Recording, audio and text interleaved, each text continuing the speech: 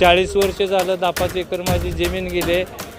तर आमचं सरकार आलं म्हणून मला न्याय मिळेल ह्या अपेक्षानं मी त्यांच्याकडे मागणी केलेली आहे. तर मी यावेळेस जिल्हा परिषदला जिल्हा परिषद करता उभा राहणार आहे. त्यानं ह्याची दखल घ्यायला पाहिजे. मला तिकीट भेटलं पाहिजे. जुन्या कार्यकर्त्याला आम्हाला सगळा संसार आमचा मोडून आम्ही ह्या पक्षासाठी रात्रंदिवस काम केलेलं आहे.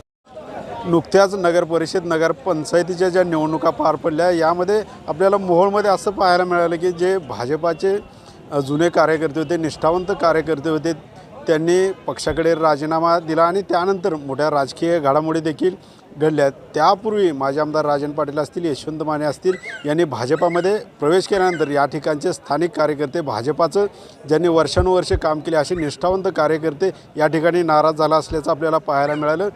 आणि त्यानंतर या ठिकाणी काही थोडक्या मताने भाजपाचा नगराध्यक्षाचा उमेदवार या ठिकाणी पराभूत झाला.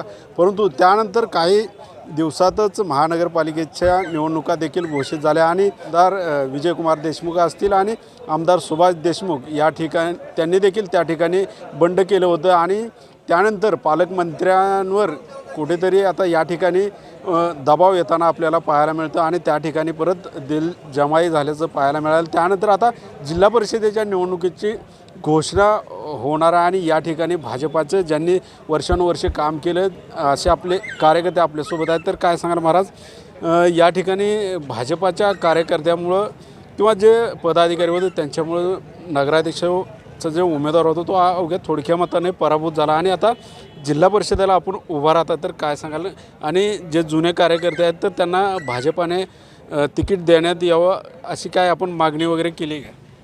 हां, मी मागणी केलेली आहे. मी जिल्हा परिषद कोकरापूर गटातनं पंचायत समिती किंवा जिल्हा परिषद माझ्या पक्षाकडून मिळावी म्हणून नाना चव्हाण यांच्याकडे जिल्हाध्यक्ष यांच्याकडे केले आहे. तर यांनी मला सांगितलं तुमच्याकडे पैसे 10-5 लाख रुपये आहेत का खर्चाला. मी म्हणलं माझ्याकडे पैसे नाही, तर अनेको घर नाही, कानेको रोटी नाही, सोनेको विस्तार नाही म्हणलं. 40 वर्ष झालं 10-5 एकर माझी जमीन गेले. ह्या राजकारणात 5 वेळा मी पडलेलं आहे. मला आता तरी आमचं सरकार आलं म्हणून मला न्याय मिळेल ह्या अपेक्षानं मी त्यांच्याकडे मागणी केलेली आहे. तर मी यावेळेस जिल्हा परिषदला जिल्हा परिषद करता उभा राहणार आहे, फॉर्म भरणार आहे. मग पक्षानं जरूर विचार करावा. तर मला विजयकुमार देशमुख म्हणले ते की भाजपच्या कार्यकर्त्यावर जर अन्याय व्हायला लागला, कोण कुठनं का उभं राहणार, पण ते आम्ही त्यांना ताकद देऊ असं मी ऐकलं. म्हणून मी कोकरापूर गटातनं उभा राहणार आहे. पक्षानं ह्याची दखल घ्यायला पाहिजे. मला तिकीट भेटलं पाहिजे. जुन्या कार्यकर्त्याला आम्हाला सगळा संसार आमचा मोडून आम्ही ह्या पक्षासाठी रात्रंदिवस काम केलेलं आहे. आणि काम करून आम्हाला ही तिकीट देत नसले तर आमचा उपयोग काय आहे.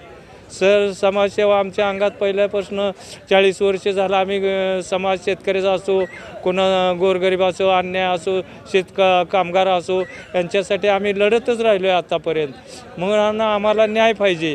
पक्षासाठी काय काय काम केलं आणि कोणकोणते आंदोलने, किती गुन्हे आपण अंगावर घेतलं? आंदोलन तसे कोल्हापूर जिल्ह्यापासून आज 40 वर्षात कोल्हापूर जिल्हा बंद केलेला आहे. तिथं म्हणजे सर्वसामान्यावर अन्याय, पाणी नाही, गटार अडवले. कोल्हापूर जिल्हा, बारामती तालुक्यात तसे शेतकऱ्यावर अन्याय, शेतमजुरावर अन्याय, बारामती बंद केलेले आहे. तिथंही 3 वेळा उभं राहिलो होतो. वार्डात काम चांगल्या पद्धतीने केलं. पुन्हा मोहोळा बी तसंच आहे.